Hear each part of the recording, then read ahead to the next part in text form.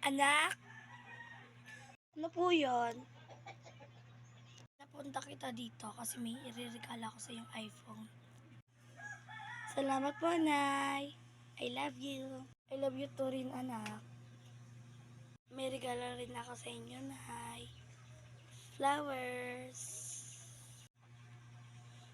Thank you, anak. Ang bango pala to. Saan mo to binili? Saan ko yan binili? Sa SM. SM Manila. Ano lang yung binilihan mo to? Nagpunta ka pa sa SM para bilihan mo ko ng masarap na amoy na bulaklak. Thank you, anak. Alis muna ako, Nay. Pupunta muna ako sa banyo. Okay, anak. Ay, sinuntok ako ng dalawang lalaki. Akala ko ang CR pang babae.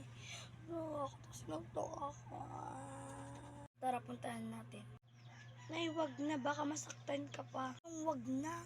Sinuntok ka nga yung dalawang lalaki. Tapos ay, wag na. Maghihiganti ako. Tingnan nila. Ay.